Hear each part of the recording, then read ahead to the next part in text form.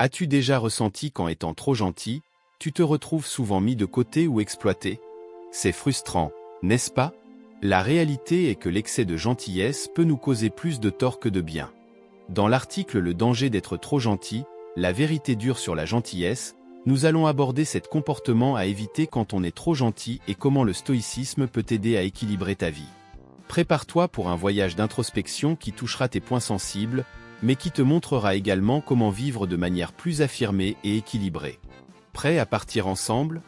Et maintenant, allons-y pour la vidéo, mais avant, vérifiez si vous êtes déjà abonné à la chaîne, car les prochaines vidéos seront une série de contenus qui vous aideront à améliorer votre qualité de vie. Attentes irréalistes et détachement émotionnel. Il était une fois un homme nommé Marcus. Marcus était connu pour sa générosité, il aidait toujours ses amis, voisins et même des inconnus. Si quelqu'un avait besoin d'argent, il en prêtait. Si quelqu'un avait besoin de conseils, il était là pour écouter. Marcus croyait qu'en étant généreux, les gens rendraient naturellement l'appareil. Cependant, avec le temps, Marcus a commencé à se rendre compte que sa générosité n'était pas toujours réciproque. Il aidait tout le monde, mais quand il avait besoin d'aide, rarement quelqu'un était disponible. Cela a commencé à générer une frustration croissante en lui. Pourquoi les gens ne rendent-ils pas l'appareil? Se demandait-il, se sentant de plus en plus déçu et découragé. Un jour, alors qu'il se promenait sur le marché, Marcus rencontra un vieux sage nommé Épictète. Épictète observa l'expression abattue de Marcus et lui demanda ce qui le tourmentait. Marcus raconta son histoire, mentionnant comment sa générosité n'était pas réciproquée et comment cela le rendait frustré et déçu. Épictète sourit et dit « Mon jeune ami, tu es pris dans un cycle d'attente. La véritable générosité ne doit rien attendre en retour. Le détachement émotionnel est la clé de la paix mentale. Le stoïcisme nous enseigne à donner sans attendre de réciprocité. Lorsque tu aides quelqu'un, fais-le par pure bonté, sans attendre quelque chose en retour. Ainsi, tu ne te sentiras jamais frustré. » Marcus était intrigué. « Mais comment puis-je faire cela?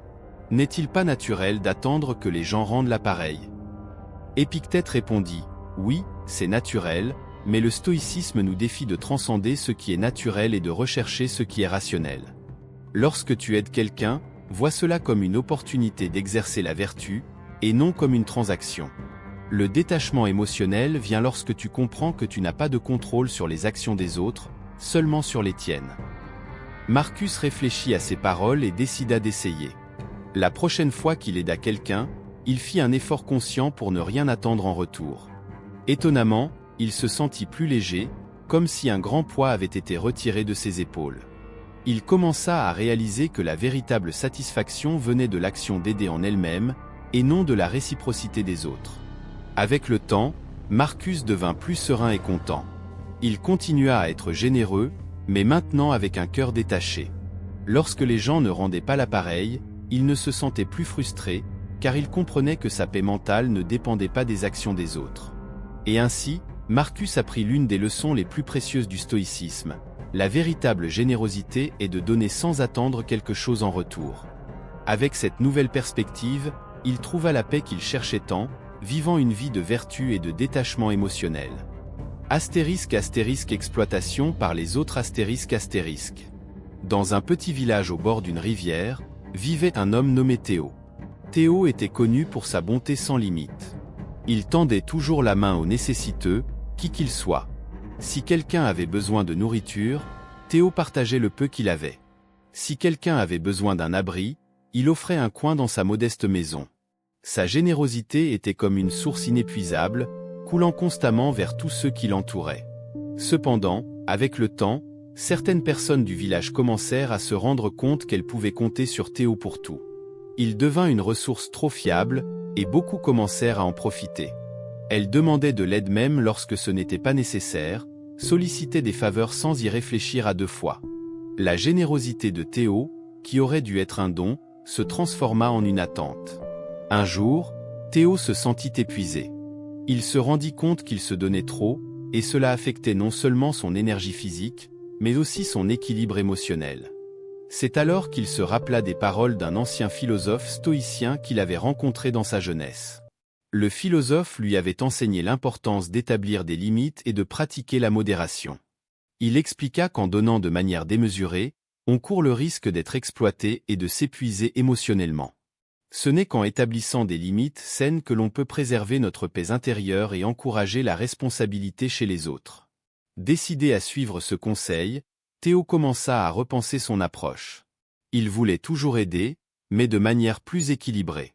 Il commença à évaluer attentivement les demandes qu'il recevait, apprenant à dire non lorsque cela était nécessaire. Ce n'était pas facile au début, mais il se rendit compte que dire non lorsqu'il le fallait était un acte d'amour-propre et aussi une incitation pour que les gens apprennent à se débrouiller par eux-mêmes. Avec le temps, Théo remarqua un changement autour de lui. Les gens commencèrent à le respecter davantage et à comprendre qu'il n'était pas une ressource infinie. Ceux qui abusaient auparavant de sa générosité commencèrent à assumer davantage de responsabilités dans leur propre vie. Et ainsi, le village devint un endroit où la générosité de Théo était valorisée, mais non exploitée. En pratiquant la modération et en établissant des limites saines, Théo trouva un nouvel équilibre dans sa vie. Sa générosité continuait de couler, mais désormais d'une manière qui préservait sa propre paix intérieure et promouvait la responsabilité dans la communauté. Et ainsi, il découvrit qu'en prenant soin de lui-même, il pouvait également inspirer les autres à faire de même. Négliger ses propres priorités. Il était une fois, dans une petite ville calme, vivait un homme appelé Marco. Marco était connu pour être extrêmement généreux et toujours prêt à aider les autres. Ses voisins l'adoraient car il était toujours disponible pour écouter, donner des conseils et résoudre les problèmes. Cependant, Marco avait un secret, malgré sa serviabilité, il se sentait de plus en plus vide et perdu à l'intérieur. Marco passait ses journées à courir d'un côté à l'autre, répondant aux besoins des autres. Quand sa voisine Sofia avait besoin d'aide pour réparer la clôture, il était là. Quand Monsieur Augusto, le vieil homme du coin, avait besoin de quelqu'un pour faire les courses, Marco se proposait volontiers. Et quand ses amis rencontraient des problèmes au travail ou à la maison, c'était vers Marco qu'ils se tournaient. Pendant que Marco se dévouait sans relâche aux autres, il commençait à remarquer quelque chose d'étrange. Sa propre vie s'effondrait. La maison de Marco était toujours en désordre, ses projets personnels étaient à l'arrêt, et il se sentait constamment épuisé et sans temps pour lui-même. Chaque fois qu'il se regardait dans le miroir, il voyait un homme qui avait perdu son éclat dans les yeux. Une nuit, après une longue journée à aider les autres, Marco se coucha dans son lit en ressentant une profonde tristesse. Il réfléchit à sa vie et réalisa qu'en se concentrant tellement sur les besoins des autres, il avait complètement négligé ses propres priorités. Il avait laissé de côté ses rêves, ses passe-temps et même son bien-être physique et mental. Marco comprit que quelque chose devait changer. Le lendemain matin, Marco décida qu'il était temps d'établir des limites. Il commença à lire sur la philosophie stoïcienne et découvrit l'importance de l'auto-soin et de l'authenticité. Les enseignements de Sénèque et d'Épictète l'inspirèrent à prendre des mesures concrètes pour changer sa vie. Tout d'abord, Marco commença à dire non plus souvent. Quand ses amis demandaient de l'aide pour des tâches qu'il aurait pu faire eux-mêmes, il expliquait gentiment qu'il avait besoin de temps pour prendre soin de lui-même. Marco commença également à réserver des moments de sa journée rien que pour lui. Il redécouvrit la joie de jouer de la guitare, quelque chose qu'il n'avait pas fait depuis des années, et commença à se promener tous les matins, appréciant la tranquillité de la nature autour de lui. Marco apprit aussi à définir ses priorités. Il dressa la liste de ses objectifs personnels et commença à travailler dessus, un par un. De petites réalisations, comme ranger sa maison et terminer un livre qu'il avait commencé des mois auparavant, lui apportèrent un sentiment de réalisation et de joie. Avec le temps, Marco se rendit compte qu'en prenant mieux soin de lui-même, il était plus heureux et plus équilibré. Cela ne bénéficiait pas seulement à sa propre vie, mais améliorait aussi la qualité de son aide aux autres. Il était plus présent, plus énergique et plus authentique dans ses interactions. L'histoire de Marco nous enseigne qu'il est fondamental d'établir des limites et de donner la priorité à l'auto-soin. Se concentrer exclusivement sur les besoins des autres peut conduire à une perte d'authenticité et à un cycle d'évasion personnelle. En apprenant à équilibrer la générosité avec l'auto-soin, nous pouvons vivre de manière plus pleine et plus significative, bénéficiant non seulement à nous-mêmes, mais aussi à ceux qui nous entourent. Ainsi, Marco continua d'être un pilier de sa communauté, mais désormais avec un cœur plus léger et un esprit plus tranquille, vivant selon ses propres valeurs et priorités. Et vous, Avez-vous déjà réalisé que votre vie pourrait s'améliorer? Être plus productif? Y avez-vous déjà pensé? Connaissez-vous quelqu'un qui est très productif? Dites-le dans les commentaires. Je vous aiderai dans les commentaires. Perception de faiblesse. Dans une charmante ville entourée de montagnes, vivait un homme nommé Ricardo. Il était connu de tous comme quelqu'un au cœur immense, toujours prêt à aider. Que ce soit en portant des sacs lourds pour les personnes âgées ou en offrant une épaule amie à ceux qui en avaient besoin, Ricardo était là. Cependant, sa bonté commença à être perçue d'une manière différente par les autres. Il se trouve qu'avec le temps, les gens commencèrent à voir Ricardo non pas comme un héros généreux, mais comme quelqu'un qui ne savait pas dire non. Chaque fois que quelqu'un avait besoin de quelque chose, il se tournait automatiquement vers Ricardo, sachant qu'il ne refuserait jamais. Cette perception de faiblesse fit que certains commencèrent à le traiter avec moins de respect, comme s'il était là seulement pour servir. Ricardo réalisa qu'il était constamment interrompu, que ses besoins étaient ignorés, et il commença à se sentir surchargé et sous-estimé. Un après-midi, alors qu'il aidait à porter des boîtes à l'épicerie de la ville, Ricardo entendit un groupe de personnes rire et commenter sur le fait qu'il ne pouvait jamais refuser quoi que ce soit. Cela le blessa profondément. Il s'assit sur un banc sur la place centrale et réfléchit à la situation. Il se souvint des enseignements stoïques qu'un ami lui avait mentionnés autrefois, en particulier sur l'importance de l'autodiscipline et du respect de soi. Ricardo décida qu'il devait changer la perception que les gens avaient de lui, mais, plus important encore, il devait changer la façon dont il se voyait lui-même. Il réalisa que dire non fermement n'était pas de l'égoïsme, mais plutôt une démonstration de respect de soi et d'autodiscipline. Le lendemain matin, il commença sa transformation. Lorsque M. Joao, un homme qui demandait toujours de l'aide mais ne remerciait jamais, demanda à Ricardo de s'occuper de son jardin pendant qu'il voyageait, Ricardo respira profondément et avec un sourire doux, dit « Désolé, Monsieur Joao, mais j'ai mes propres engagements cette semaine. J'espère que vous comprenez. » Monsieur Joao fut surpris, mais Ricardo réalisa quelque chose d'important. Il n'avait pas à se justifier ou à se sentir coupable de prioriser son temps. Peu à peu, il commença à pratiquer cette nouvelle approche, en disant non de manière polie mais ferme lorsque c'était nécessaire. Un jour, son amie Anna lui demanda de l'aider avec un projet de travail à la dernière minute. Ricardo, qui avait déjà des plans importants pour cette journée, répondit calmement « Anna, j'aimerais t'aider, mais j'ai déjà des engagements aujourd'hui. Peut-on fixer un autre moment ?» À sa grande surprise, Anna respecta sa décision et le remercia même d'avoir été honnête. Avec le temps, les gens commencèrent à voir Ricardo différemment. Ils réalisèrent qu'il se valorisait et que son temps était précieux. Cette nouvelle perception apporta un respect renouvelé, et Ricardo sentit que sa dignité était restaurée. Il ne perdit pas d'amis ou ne devint pas moins aimé. Au contraire, il gagna plus de respect et commença à ressentir une légèreté qu'il n'avait pas ressentie depuis longtemps. Ricardo continua à être une personne serviable, mais maintenant, il aidait dans ses limites. Il comprit que pratiquer l'autodiscipline et se valoriser ne changeait pas seulement la façon dont les autres le voyaient, mais renforçait aussi son estime de soi et son bien-être. L'histoire de Ricardo nous montre qu'en pratiquant l'autodiscipline et en disant non fermement, nous pouvons changer la perception de faiblesse que les autres pourraient avoir de nous. Montrer que nous nous valorisons est fondamental pour être traités avec le respect que nous méritons, tout en pouvant toujours être généreux et attentionnés, mais selon nos propres termes. Attraction de personnes négatives.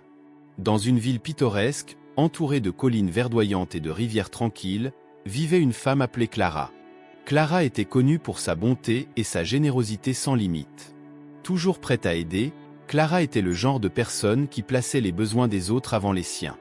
Sa maison était toujours ouverte aux amis et aux voisins ayant besoin d'une épaule sur laquelle pleurer ou d'un service. Cependant, Clara a commencé à remarquer que sa générosité attirait un type spécifique de personnes, celles qui voulaient seulement profiter d'elle. Clara avait un voisin appelé Polo, qui demandait toujours des services.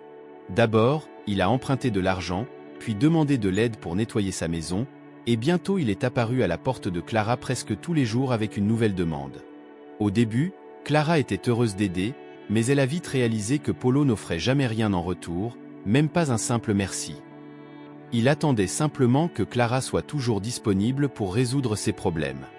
La situation s'est aggravée lorsque d'autres personnes ont remarqué la générosité de Clara.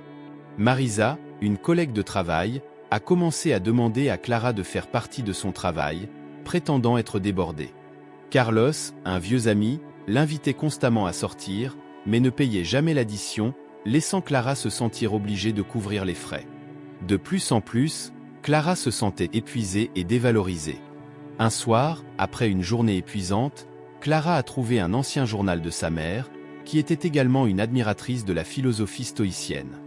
En parcourant les pages jaunies, Clara a trouvé un passage qui l'a profondément touchée.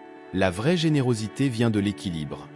Aider de manière indiscriminée peut épuiser nos énergies et attirer ceux qui ne nous respectent pas. Nous devons être généreux, mais nous devons aussi nous protéger. Inspirée par les mots de sa mère, Clara a décidé de changer d'approche. Elle a commencé à pratiquer l'art de dire non et à établir des limites claires. Lorsque Polo est apparu en demandant plus d'argent, Clara a gentiment expliqué qu'elle ne pouvait pas en prêter davantage. Lorsque Marisa a essayé de lui donner plus de travail, Clara a poliment refusé, affirmant qu'elle avait aussi ses propres responsabilités. Et lorsque Carlos a suggéré de sortir à nouveau, Clara a proposé qu'il partage l'addition cette fois-ci. Au début, ces changements ont été accueillis avec surprise et même un peu de résistance.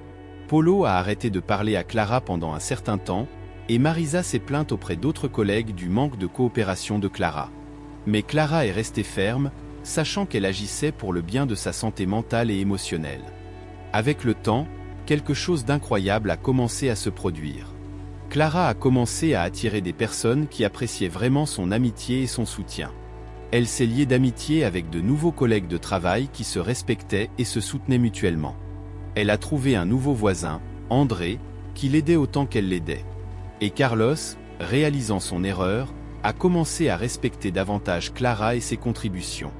Clara a appris que la vraie générosité ne signifiait pas se sacrifier sans limite, mais offrir de l'aide de manière équilibrée et consciente.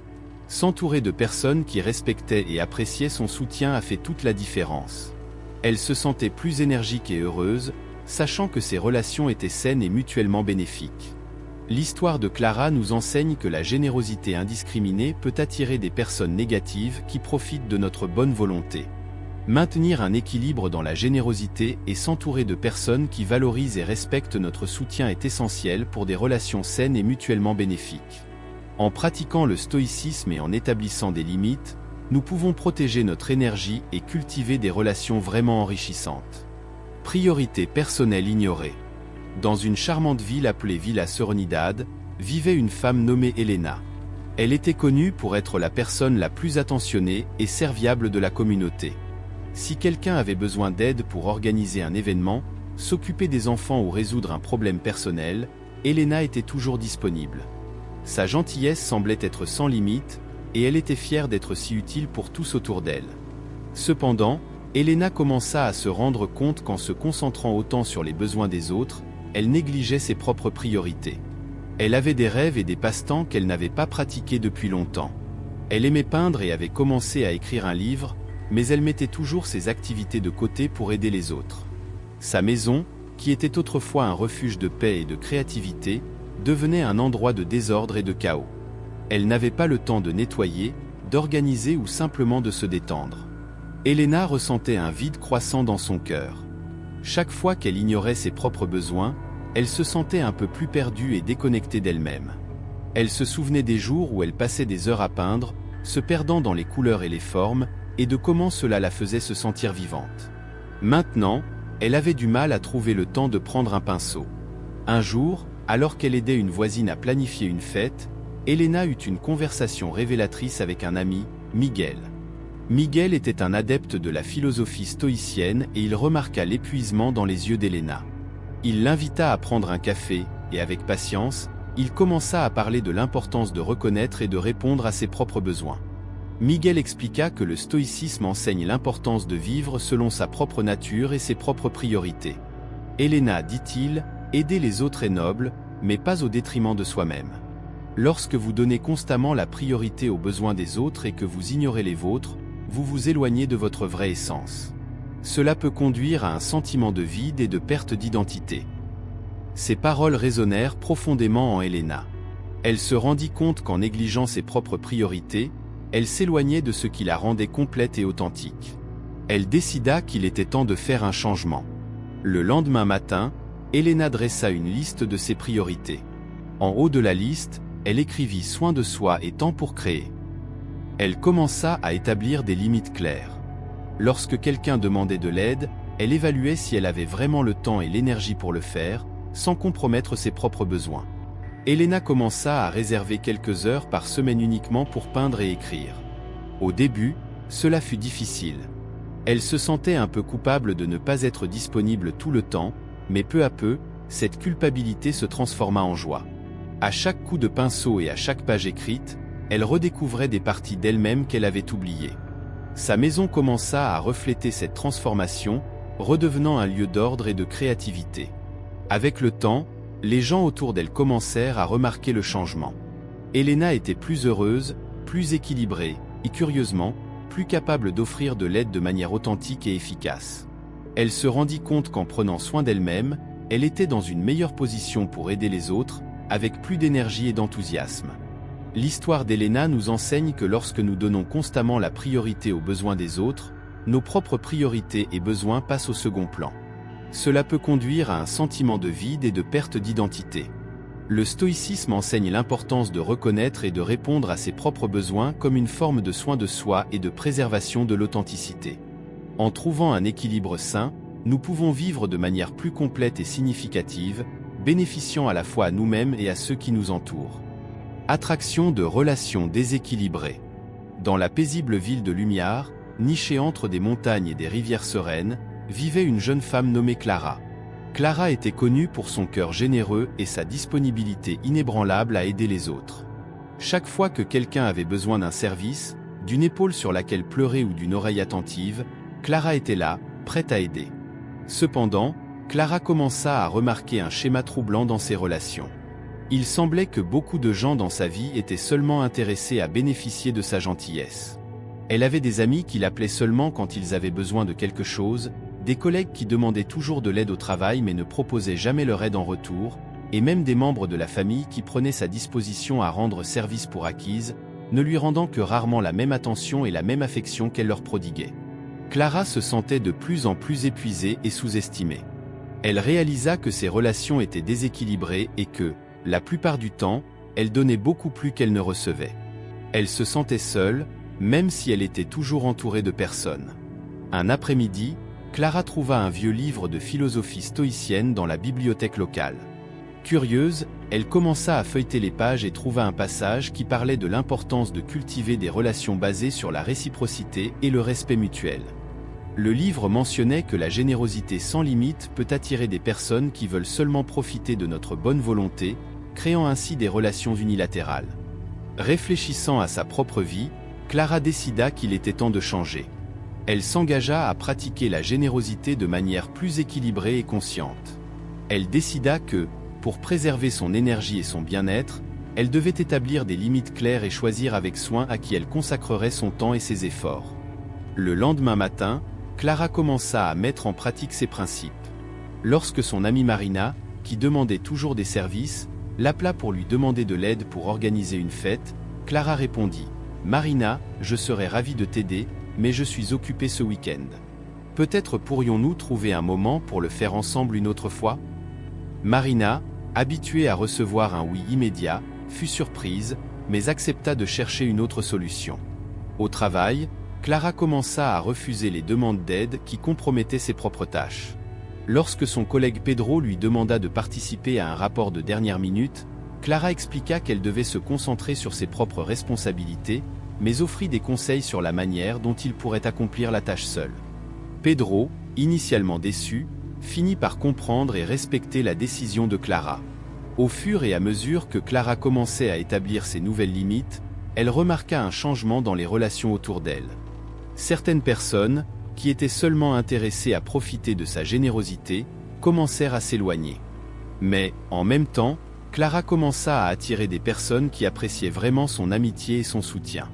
Elle se fit de nouveaux amis qui offraient également de l'aide et du soutien, créant des liens plus équilibrés et satisfaisants.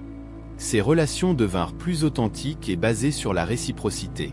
Clara découvrit la joie de donner et de recevoir, se sentant plus connectée et valorisée. Un soir, Alors qu'elle marchait dans les rues paisibles de Lumière, Clara ressentit une paix intérieure qu'elle n'avait pas expérimentée depuis longtemps. Elle savait qu'elle était sur la bonne voie, cultivant des relations saines et mutuellement bénéfiques. Clara comprit qu'en pratiquant la générosité de manière équilibrée, elle ne se protégeait pas seulement, mais construisait également un réseau de soutien authentique et aimant. L'histoire de Clara nous enseigne que la générosité sans limite peut attirer des personnes qui veulent seulement profiter de notre bonne volonté, créant ainsi des relations unilatérales. En pratiquant la générosité de manière équilibrée et consciente, nous pouvons cultiver des relations plus authentiques et mutuellement bénéfiques, basées sur la réciprocité et le respect. Ainsi, nous trouvons un équilibre qui nous permet de donner et de recevoir, en construisant des liens plus forts et plus significatifs.